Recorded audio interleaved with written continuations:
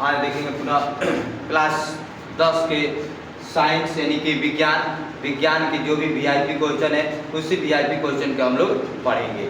आइए देखते हैं जो है विज्ञान के कौन कौन जो वीआईपी क्वेश्चन है, ठीक है, तो उसके बारे में हम लोग देखेंगे, ठीक है।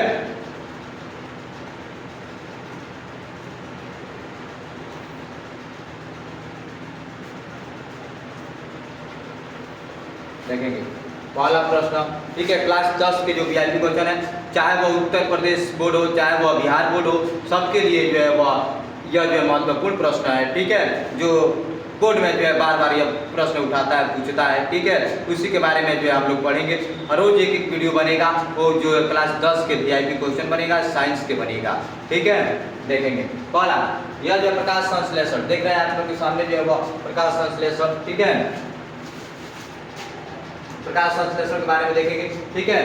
अभी जो है यानी कि वीडियो जो है देखेंगे यह जो प्रकाश संश्लेषण, ठीक है, प्रकाश संश्लेषण की आप देख सकते हैं कि वह डिफिनीशन यहाँ पे लिखा गया है, प्रकाश संश्लेषण की परिभाषा यहाँ पे लिखा गया है, ठीक है, उस परिभाषा को आप लोग देख सकते हैं, ठीक है, प्रकाश संश्लेषण, ठीक। तो देखेंगे यहाँ पे लिखा गया है कि वह प्रक्रिया जिसमें हरे पौधे सूर्य के प्रकाश तथा क्लोरोफिल की सहायता से कार्बन डाइऑक्साइड और जल से भोजन बनाते हैं तथा ऑक्सीजन गैस को जो है क्या करते हैं, छोड़ते हैं, तो उस प्रक्रिया का प्रकाश संश्लेषण कहते हैं, ठीक है।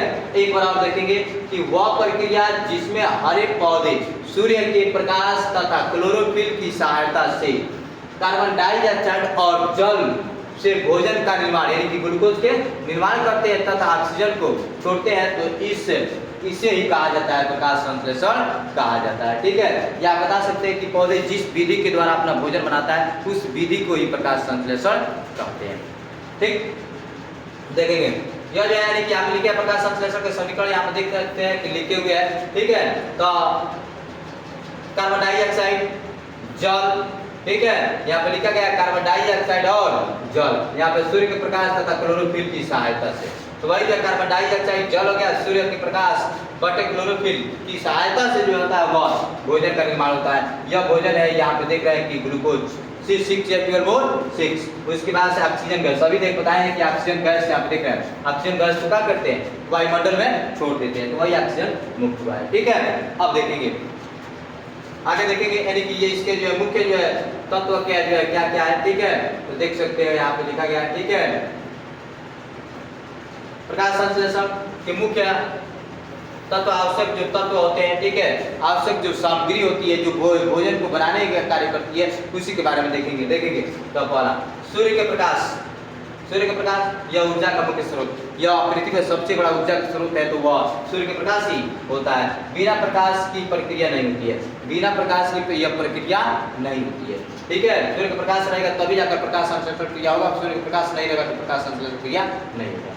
अब देखें क्लोरोफिल, यह पत्तियों का हरा वर्णक होता है, क्लोरोफिल जो होता है वो पत्तियों का हरा वर्णक होता है, जो पेड़ पौधे में पाया जाता है। यह क्या करता है, तो हरा कलर प्रदान करने का कार्य करता है, और वह जो है हरा कलर तो प्रदान करता है, लेकिन उसके साथ साथ जो प्रकाश को जो है वह क्या करता है, यानी कि अवशोषित करने का कार्य करता है। तो वही क्लोरोफिल यह कहाँ क्या होता है, तो पत्तियों का हरा वर्णक होता है, पत्तियों का हरा वर्णक होता है। यह पत्ती जो दिखाई दे रहा है, यह जो होता है हरा किसके द्वारा होता है, तो हरा जो होता है वह यह जो है क्लोरोफिल के कारण ही होता है, ठीक है। प्रकाश को अवशोषित करता है, अब यह होता है कि यह जो क्या करता है, तो प्रकाश को अवशोषित करने का कार्य करता है, इसी पत्ती के माध्यम से होता है, ठीक है। अब देखेंगे इसी पत्ती के माध्यम से होता है, पत्ती के एक बार जो संरचना देख लेंगे, ठीक है। यह पत्ती है, ठीक है, पत्ती जो होता है वह देख रहे हैं इसमें जो होता है अति सूक्ष्म, इस पत्ती में जो अति सूक्ष्म जो होता है वह छिद्र पाए जाते हैं, छिद्र के माध्यम से जो है वह गैसों का आदान प्रदान होता है। अर्थात कहने का मतलब यह है कि इसी छिद्र के माध्यम से रंध्र, यह जो होता है पत्ती जो है उस पत्ती में जो अति सूक्ष्म छिद्र पाया जाता है जिसे रंध्र कहते हैं, ठीक है, उसी रंध्र के माध्यम से जो होता है कार्बन डाइऑक्साइड अंदर जाता है, किसके अंदर, पेड़ पौधे जो है ग्रहण करते हैं, ठीक, और ऑक्सीजन को बाहर छोड़ते हैं, ठीक है, किसके माध्यम से होता है, तो रंध्र के माध्यम से होता है, ठीक है। यह है अब देखेंगे जल, तो जल जो है क्या होता है, तो वह पौधे जो होते हैं अपनी जड़ के द्वारा जो है वह मिट्टी से प्राप्त करते हैं, ठीक है, तो वह यानी कि जल वह पौधे अपनी जड़ के द्वारा मिट्टी से प्राप्त करते हैं, किसको, तो जल को, ठीक, और भोजन निर्माण में उपयोगी होता है, और जल जो होता है भोजन निर्माण में उपयोगी होता है। अब देखिए कार्बन डाइऑक्साइड, तो कार्बन डाइऑक्साइड जो होता है वह पेड़ पौधे कहाँ से ग्रहण करते हैं, तो वायुमंडल से प्राप्त करते हैं। कहाँ से प्राप्त करते हैं, तो वायुमंडल से प्राप्त करते हैं। किसके माध्यम से, तो रंध्र द्वारा जो है पत्तियों में प्रवेश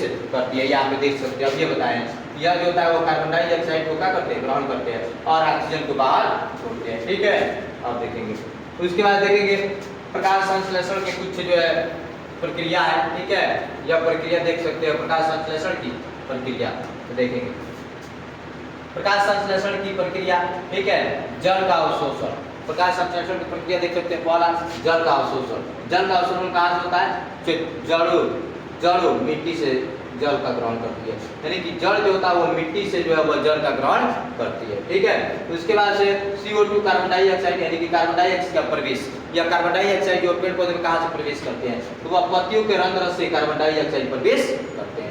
ठीक, उसके बाद देखिए प्रकाश ऊर्जा का अवशोषण, यह जो प्रकाश ऊर्जा का अवशोषण कहाँ से होता है, तो वह क्लोरोफिल, सूर्य के प्रकाश को ग्रहण करते हैं। यह जो है क्लोरोफिल पाए जाते हैं कि हाँ कहाँ पाए जाते हैं, तो वह पेड़ पौधे के पत्ती में पाए जाते हैं। ठीक है, उस पेड़ पौधे की पत्ती में पाए जाते हैं। ठीक है, उसी पेड़ पौधे की पत्ती से जो होता है वह प्रकाश का अवशोषण होता है। अब देखेंगे भोजन का निर्माण। ठीक, तो प्रकाश ऊर्जा की सहायता से जो होता है वो ग्लूकोज का निर्माण होता है, वही ग्लूकोज जो होता है वो भोजन होता है। ठीक, ऑक्सीजन का उत्सर्जन, उपयोगी के बाद ऑक्सीजन वायुमंडल में छोड़ दी जाती है, यानी कि वह जो है ऑक्सीजन है जो भोजन बनाने के बाद से जो होता है, जो यानी कि ऑक्सीजन का उत्सर्जन यानी कि उपयोगी के बाद, उपयोग यानी कि भोजन बनाने के बाद से, उपयोग के बाद से, ठीक है, जो ऑक्सीजन होता है उस ऑक्सीजन को वायुमंडल में छोड़ दिया जाता है। ठीक है, और प्रभावित करने वाले कारक कुछ महत्वपूर्ण देख सकते हैं। ठीक है, यहाँ पे प्रकाश की तीव्रता, तापमान, जल की उपलब्धता, कार्बन डाइऑक्साइड की मात्रा होती है और क्लोरोफिल की उपलब्धता होती है। ठीक है, हम देखेंगे महत्व, कुछ जो है प्रकाश संश्लेषण के जो है महत्व है, यहाँ पे देख सकते हैं आप लोग। ठीक है, प्रकाश संश्लेषण के महत्व को, ठीक है, देखेंगे भोजन का निर्माण, प्रकाश संश्लेषण का महत्व पहला क्या है, भोजन का निर्माण। यह सभी जीवों सीधे जो है प्रत्यक्ष रूप से जो होता है वो पौधों पर निर्भर होते हैं। ठीक है, ऑक्सीजन की पूर्ति, शोषण के लिए ऑक्सीजन मिलती है। ठीक है, वायुमंडल में संतुलन, कार्बन डाइऑक्साइड की मात्रा नियंत्रित रहती है प्रकाश संश्लेषण के कारण। ठीक है, ऊर्जा का स्रोत, सभी खाद्य पदार्थ जो होता है वो शुरुआत पौधे से ही होती है। ठीक है, यह हो गया।